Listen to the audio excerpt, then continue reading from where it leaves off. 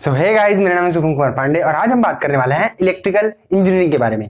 तो जो आज का यूथ है उसके दिमाग में ये काफी सारे क्वेश्चंस आते हैं कि क्या उसको इंजीनियरिंग करनी चाहिए, क्या इलेक्ट्रिकल इंजीनियरिंग अच्छी है, क्या इलेक्ट्रिकल इंजीनियरिंग में आगे फ्यूचर है, क्या इलेक्ट्रिकल इंजीनियरिंग डेड हो चुका है, क्या इलेक्ट्रिकल इंजीनियरिंग में आगे जॉब मिलने वाला है और अगर जॉब मिलता भी है तो कौन सा जॉब प्रोफाइल हमको देखने को मिलेगा। तो इन सारे क्वेश्चंस का आज मैं आपको आंसर करने वाला हूं। साथ में इसी तरह के मैंने अदर ब्रांचेस से भी रिलेटेड वीडियो बनाए हैं, तो उस वीडियो को आप जाकर चेकआउट कर सकते हैं। साथ में अगर आपको ये वीडियो अच्छा लगे तो इस वीडियो को लाइक कर दीजिएगा और मेरे चैनल को सब्सक्राइब भी कर दीजिएगा। तो इस वीडियो को पूरा देखिएगा। अब हम चलते हैं और हमारे इस ब्रांच का रिव्यू करते हैं। तो जो इलेक्ट्रिकल इंजीनियरिंग है उसके बारे में हम सबसे पहले जान लेते हैं कि इलेक्ट्रिकल इंजीनियरिंग होती क्या है। तो इंजीनियरिंग किसको कहते हैं? इंजीनियरिंग जो है वो है फंडामेंट्स का यूज करके हमारे कामों को हम प्रैक्टिकल लाइफ में इजी बनाते हैं। साथ में अगर हम इलेक्ट्रिकल इंजीनियरिंग उसमें जोड़ दे, इलेक्ट्रिकल वर्ड जोड़ दे, इसका मतलब है कि इलेक्ट्रिसिटी के फंडामेंट्स का यूज करके हम कैसे अपने कामों को आसान कर सकते हैं, इसे हम कहेंगे इलेक्ट्रिकल इंजीनियरिंग। तो इस इलेक्ट्रिकल इंजीनियरिंग के ब्रांच में हम क्या पढ़ने वाले हैं? तो ट्रांजिस्टर्स, कैपेसिटर्स, इलेक्ट्रिसिटी, इन सब बारे में हम आगे पढ़ेंगे इस ब्रांच में। तो अब इस ब्रांच में फ्यूचर स्कोप है कि नहीं, यह सबसे बड़ा सवाल है कि फ्यूचर स्कोप है कि नहीं। हाँ, इस ब्रांच में फ्यूचर स्कोप है, क्योंकि जो फ्यूचर स्कोप है वो किस पर डिपेंड करेगा? डिमांड पर। तो डिमांड अगर है तो फ्यूचर स्कोप है। तो डिमांड की अगर हम बात करें तो अभी हमारा जो ऑटोमोटिव सेक्टर है, एक सेक्टर की बात करें तो जो हमारा ऑटोमोटिव सेक्टर है वो अब इलेक्ट्रिक व्हीकल की ओर आगे बढ़ रहा है। तो अब ईवी का डिमांड आगे आने वाला है, तो उससे क्या होगा? डिमांड जरूर इलेक्ट्रिकल इंजीनियर्स का बढ़ेगा। तो अगर डिमांड बढ़ा तो फ्यूचर स्कोप है। मैंने एक इंडस्ट्री की बात की, यहां हमारे पास कई सारे इंडस्ट्रीज है जिनकी हम बात जॉब सेक्टर वाले पॉइंट पर करेंगे। तो हमारे पास मेंटेनेंस इंडस्ट्री है, उस पर भी हम आगे चर्चा करने वाले हैं। तो अब हम देखते हैं सब्जेक्ट, हम देख लेते हैं सब्जेक्ट कि कौन कौन से सब्जेक्ट हमको इलेक्ट्रिकल इंजीनियरिंग लेने पर पढ़ने को मिलेगा। तो जो फर्स्ट ईयर का जो हमारा फर्स्ट ईयर का जितने सारे सब्जेक्ट होते हैं, जो सिलेबस होता है वो सारी यूनिवर्सिटीज के लिए, ऑल इंडियन सारी यूनिवर्सिटीज के लिए सेम ही होता है। तो उसके बारे में मैं आगे चर्चा नहीं करूंगा। अब जो सेकंड ईयर है, तो सेकंड ईयर क्या होता है? स्पेसिफिक ब्रांच से रिलेटेड सब्जेक्ट हमको पढ़ने को मिलते हैं। तो इसमें हम आगे देखने को मिलेंगे कुछ हाईलाइटेड सब्जेक्ट हैं। मैं सारे सब्जेक्ट को यहां पर अभी कंसीडर नहीं कर रहा हूं। तो कुछ जो हाईलाइटेड सब्जेक्ट हैं numerical analysis, control system, electromagnetic field theory, digital circuit system और इंजीनियरिंग ड्राइंग। तो हम जो फर्स्ट ईयर में पढ़ेंगे वो वही केमिस्ट्री, फिजिक्स, मैथ्स, फंडामेंटल्स, और सेकंड ईयर से हम रेगुलर फील्ड वाले सब्जेक्ट पढ़ना स्टार्ट करेंगे। तो अब यहां पर इन सारे सब्जेक्ट से रिलेटेड डिस्क्रिप्शन बॉक्स में मैं लिंक छोड़ दूंगा, वहां आप जाके देख सकते हैं डिटेल्ड कौन कौन से सब्जेक्ट आपको आगे पढ़ने को मिलने वाले हैं। अब देखते हैं एलिजिबिलिटी एंड रिक्वायरमेंट्स कि क्या क्या चीजें आपको जरूरत है इस इलेक्ट्रिकल इंजीनियरिंग के ब्रांच को ज्वाइन करने के लिए।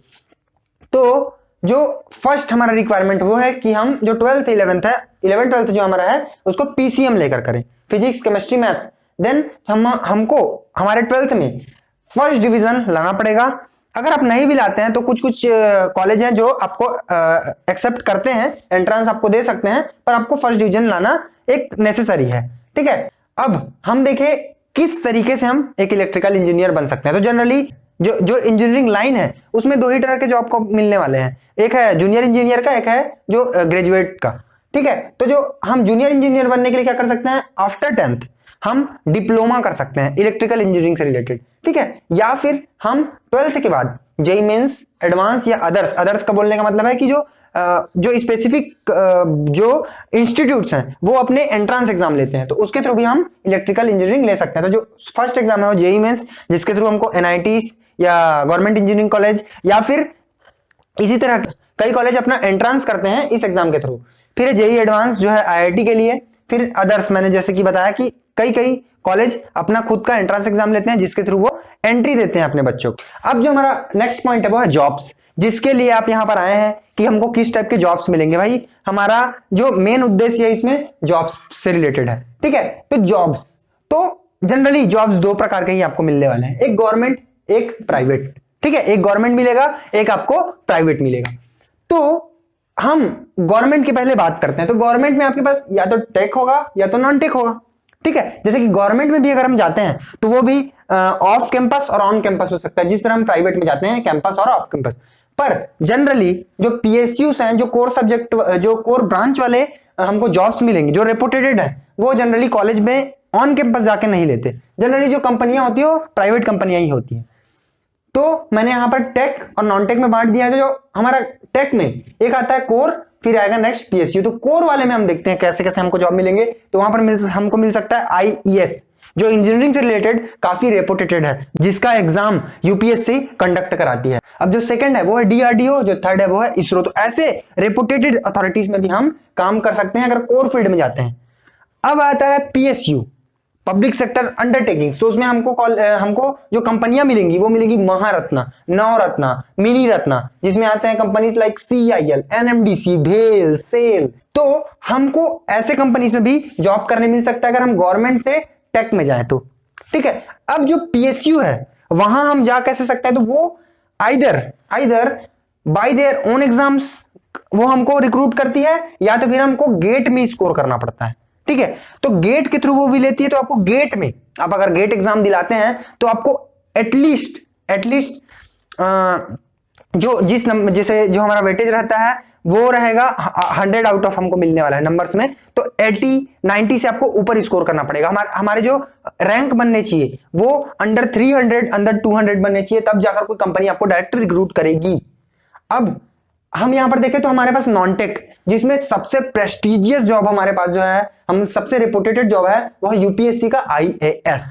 तो हम उसका एग्जाम भी दिला सकते हैं। देन आईएफएस, आईपीएस भी हम दिला सकते हैं, हम बन सकते हैं, दिलाएंगे तो हम यूपीएससी।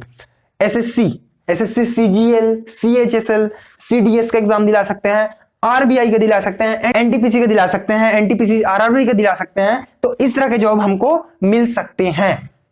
अब हम देखें प्राइवेट सेक्टर में, तो हमारे पास ऑप्शंस हैं। अगर हम कैंपस की बात करें, कॉलेज में आकर जो रिक्रूट करना चाहते हैं, तो जो मोस्टली कंपनी होती है वो है एलएनटी, टाटा, पावर मैक, ये सारी कंपनियां आपको रिक्रूट करती हैं। देन है ऑफ कैंपस अगर जाते हैं तो हाँ, मैं यहां पर आपको बता दूं कि आपको जो जॉब अपॉर्चुनिटीज है वो इलेक्ट्रिकल इंजीनियरिंग में बहुत ज्यादा नहीं मिलने वाली as compare to computer science, IT, CS, इनसे थोड़ा कम हमको मिलने वाला है जॉब अपॉर्चुनिटीज इस ब्रांच में। तो आपको जो जॉब अपॉर्चुनिटीज कैंपस में मिलेंगी वो तो ठीक है, वो आपको कैसे कॉलेजेस में मिलेंगी, टीयर 2, टीयर 1।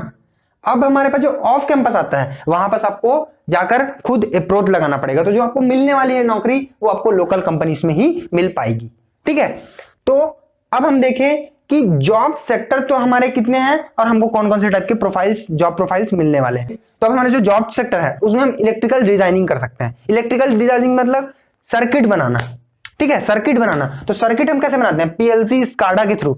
ठीक है। तो इनमें अगर हमने महारत हासिल कर ली तो हम इस सेक्टर में काफी अच्छा अपना फ्यूचर बना पाएंगे। ठीक है। अब हमारा मेंटेनेंस सेक्टर। ठीक है, मेंटेनेंस सेक्टर, तो मेंटेनेंस जो है वो इस सेक्टर के लिए एक जेम की तरह वर्क करता है। कैसे, अब जब आप किसी कंपनी में जाकर डिजाइन करते हैं, साथ में एक सर्किट बिल्ड करते हैं, आप वहां पर जाकर मशीनरी लगाते हैं। अब आपने मशीनरी तो लगा दी, पर ऐसा तो नहीं है कि उसमें अब आगे प्रॉब्लम नहीं आने वाले, वो उतने ही एफिशिएंट भी आगे भी वर्क करेगा, एफिशिएंसी तो घटेगी, साथ में प्रॉब्लम्स भी आएंगे। तो उसी के बाद जो नेक्स्ट सेक्टर हमारा जन्म लेता है वो है मेंटेनेंस सेक्टर। तो जब जब मशीनें यूज की जाएगी तब तक मेंटेनेंस सेक्टर जो हमारा है वो जिंदा रहेगा। तो जो मेंटेनेंस सेक्टर है वो इलेक्ट्रिकल इस वाले फील्ड के लिए एक जेम की तरह वर्क करता है। फिर जो है नेक्स्ट वो क्वालिटी एश्योरेंस। ठीक है, सेम मेंटेनेंस में ही की तरह ही आप क्वालिटी एश्योर कर सकते हैं। जैसे कि बड़े बड़े मॉल्स में आप क्वालिटी एश्योर करते हैं, वहां का जाकर वहां सर्किट को देखते हैं, काफी सारे इससे रिलेटेड आपको जॉब मिल सकते हैं। ये भी इंडस्ट्री छोटी मोटी इंडस्ट्री नहीं है, इसमें भी काफी सारे जॉब आपके पास हैं। फिर उसके बाद आता है वीएलसी डिजाइन, ऑटोमोबाइल इंडस्ट्री। तो ये सारी इंडस्ट्री, जैसे कि ऑटोमोबाइल इंडस्ट्री की बात करें तो ऑटोमोबाइल इंडस्ट्री भी आगे जाकर बूम मिलने वाला है, जिसमें हमने अभी देखा कि ऑटोमोबाइल इंडस्ट्री कैसे होने वाली है। तो जैसे कि ईवी आने वाला है, तो ईवी जो है वो इलेक्ट्रिसिटी के कॉन्सेप्ट पर बेस्ड है। तो वहां पर इलेक्ट्रिकल इंजीनियरों की जरूरत होगी और उसमें भी आपको काफी बूम मिलने वाला है। तो वो सेक्टर भी आपके लिए ही बना है, उस सेक्टर में अभी आपके पास काफी सारी जॉब अपॉर्चुनिटीज आने वाली है। अब हम यहाँ पर जो डिस्कस कर रहे हैं वो एक ब्रीफ इंफॉर्मेशन है सारे सेक्टर को लेकर, पर अगर आपको डिटेल्ड एनालिसिस चाहिए तो आप मुझे जरूर कमेंट करके बताइए, मैं उससे रिलेटेड एक डिटेल्ड वीडियो जरूर बना दूंगा। अब देखते हैं हम कैसे हमको जॉब तो मिल गया, पर वो प्रोफाइल कौन सा होगा, कैसे जॉब हमको मिलेंगे। तो इलेक्ट्रिकल इंजीनियर जनरली जो जो कंपनीज होती हैं वो इलेक्ट्रिकल इंजीनियर को हायर करती है, जो जाकर वहां पर कि मेंटेनेंस को देखता है, एक सुपरवाइजर का वर्क करता है। प्रोडक्शन इंचार्ज जैसे कि मैकेनिकल इंजीनियरिंग वाले सेक्टर में भी सर डिस्कस किया था कि वो वहां पर जो काम होते हैं जहां पर प्रोडक्शन होता है वहां इंचार्ज जैसे कि मैकेनिकल इंजीनियर को बनाया जाता है, वैसे इलेक्ट्रिकल को भी बनाया जा सकता है। मेंटेनेंस इंजीनियर, मेंटेनेंस सेक्टर में आपको जो जॉब मिलने वाले हैं मेंटेनेंस इंजीनियर के मिलेंगे, यही सबसे ज्यादा रिक्रूट किए जाते हैं, इसी जॉब प्रोफाइल से सबसे ज्यादा रिक्रूट किए जाते हैं। प्रोफेसर, अब प्रोफेसर कैसे बनोगे भाई, आप एमटेक कर लेते हो, आप हायर स्टडीज की ओर आगे जाते हो तो आप प्रोफेसर बन सकते हो। फिर उसके बाद है लेक्चरर, सेम इसी प्रोफाइल से रिलेटेड है वो वाले भी जॉब।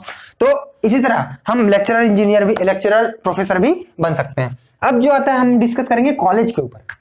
भाई हमने अभी जॉब देख ली, हमने अभी जॉब सेक्टर देख लिया, प्रोफाइल देख लिया, अब हम आते हैं कॉलेज पर। तो कॉलेज काफी इंपॉर्टेंट एस्पेक्ट अदा करेगा यहां पर।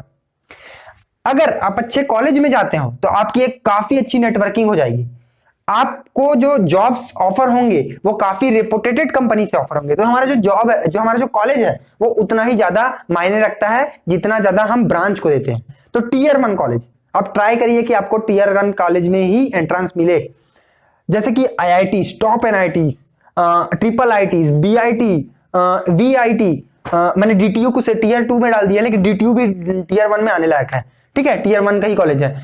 अब यहां पर अगर हम पढ़ाई करते हैं तो हमारा जो प्लेसमेंट होंगे वो कैसे होने वाले हैं, हमारे जो प्लेसमेंट होते हैं नॉर्मल प्लेसमेंट वो होंगे 5 to 20 लाख के एवरेज प्लेसमेंट जाते हैं भैया यहाँ।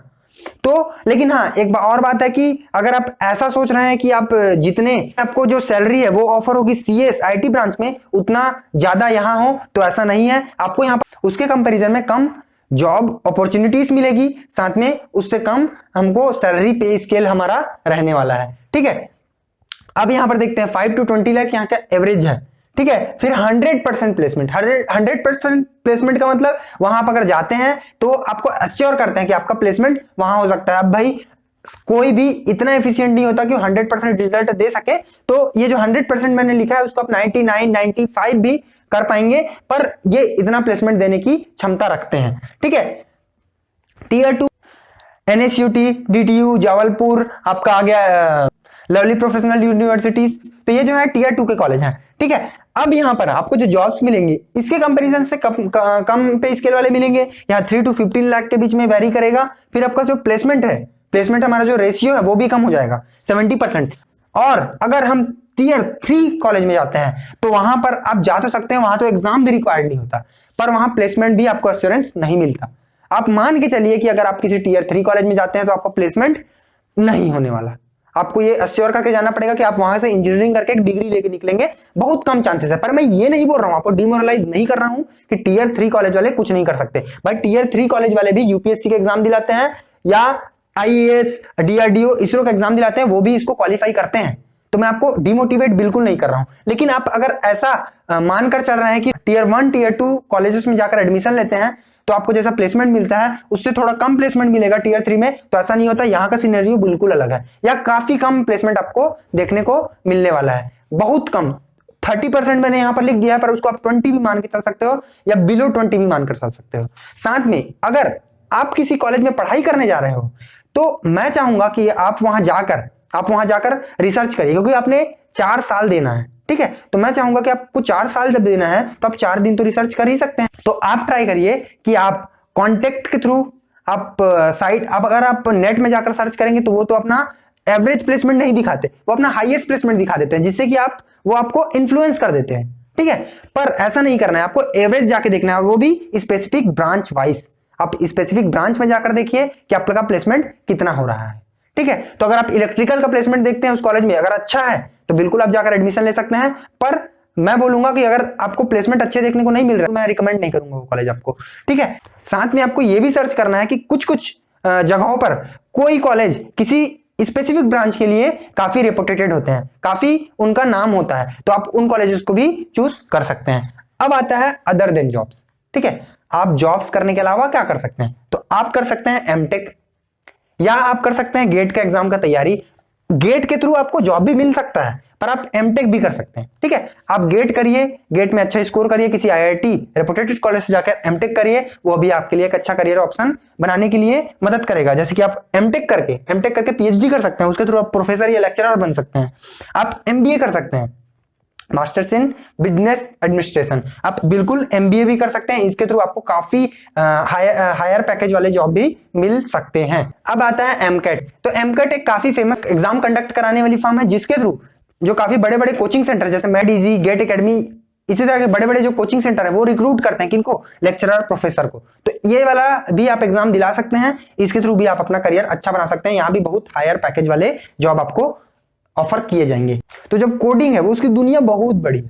ठीक, एक कंप्यूटर साइंस वाला भी कोडिंग फील्ड में घुसता है, एक इलेक्ट्रिकल वाला भी घुसता है, एक मैकेनिकल वाला भी घुसता है, एक नॉन कोर इंजीनियरिंग ब्रांच वाला भी वहां घुस सकता है, क्योंकि इसके लिए जो जरूरत होती है वो एक कोडिंग लैंग्वेज सीखने की जरूरत होती है, या जो कंपनी है वो अपने हिसाब से रिक्रूटमेंट के लिए प्लान तैयार करती है, उसको आपको फुलफिल करना पड़ेगा, फिर आप उसके लिए रिक्रूट किए जा सकते हैं, उस जॉब के लिए रिक्रूट किए जा सकते हैं। तो ये इसका जो डिमांड है कोडिंग का वो काफी बड़ा है। अभी आप देख रहे हैं कि जो हमारा फ्यूचर जनरेशन है वो पूरे कंप्यूटर लैंग्वेज की ओर ही आगे बढ़ रहा है। जो हमारा एनईपी है उसमें भी अब 6th क्लास के बच्चों के लिए भी कोडिंग लैंग्वेज पढ़ाने की जो पॉलिसी है वो ला दी गई है। ठीक है, अभी आपको काफी डेवलपमेंट देखने को मिलेगा इस सेक्टर में आगे जाकर फ्यूचर में। तो इस सेक्टर में जाने के लिए आपको ज्यादा कुछ करने की जरूरत नहीं है। आपको एक किसी कंप्यूटर लैंग्वेज में, जैसे कि आप जावा स्क्रिप्ट, पीएचपी, पाइथन, इनमें से किसी एक में आप स्किल डेवलप कर लीजिए। स्किल डेवलप करने का मतलब है कि आप उसके बारे में जानकारी लीजिए, वो भी डीप नॉलेज लेना पड़ेगा आपको। आप थोड़ा सा नॉलेज लेकर ये नहीं बोल सकते कि आप एक्सपर्ट है, आप एक्सपर्टाइज हो गए हैं उस चीज को करने में, तो आपको थोड़ा डीप नॉलेज लेना पड़ेगा, जिसके थ्रू आप आईटी कंपनीज में भी अप्लाई कर पाएंगे, just like IBM and Accenture and TCS. Okay, अब इस वीडियो को देखने के बाद आपके डाउट्स क्लियर हो पाए हैं। अगर आपको जानकारी मिली है तो इस वीडियो को ज्यादा से ज्यादा शेयर करिएगा, साथ में इस वीडियो को लाइक भी कर दीजिएगा और मेरे चैनल को सब्सक्राइब भी कर दीजिएगा। तो अब हम मिलेंगे नेक्स्ट वीडियो के साथ। धन्यवाद।